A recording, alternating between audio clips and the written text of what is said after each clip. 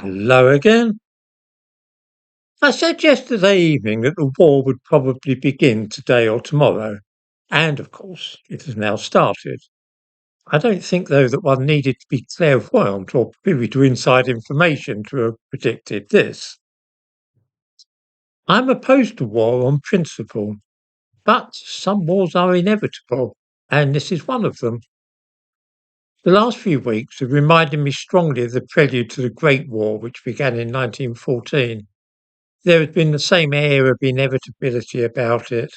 In the summer of 1914, troops were moving into position, nations were mobilising, much of which was dependent upon railway timetables, of course, to shift the forces from place to place.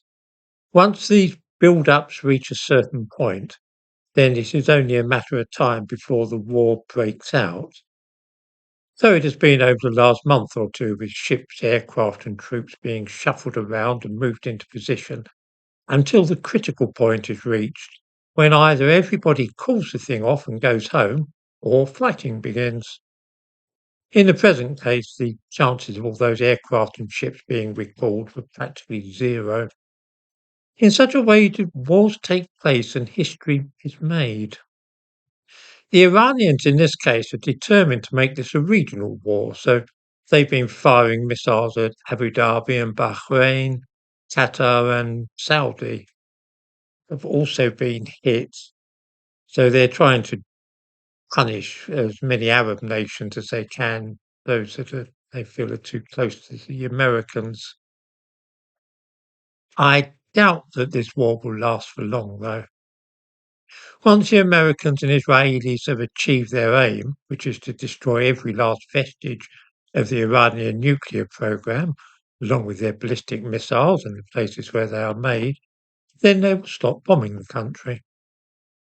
The title of this video, Mowing the Grass, is perhaps obscure to some of you, so I shall explain.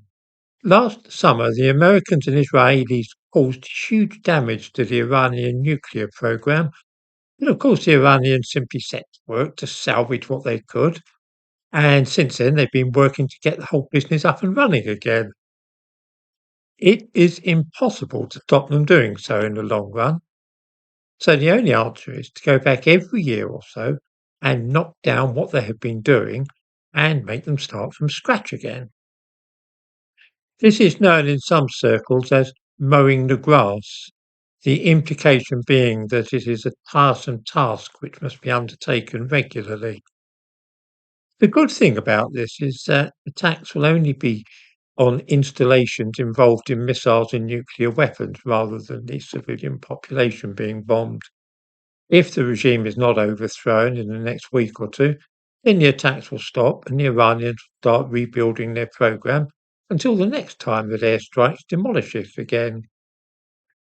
I suppose that sharp wars of this kind are better than world wars lasting years, but they are not, of course, desirable or good. Unless the Iranian regime falls this month, then we can look forward to this as being more or less an annual event.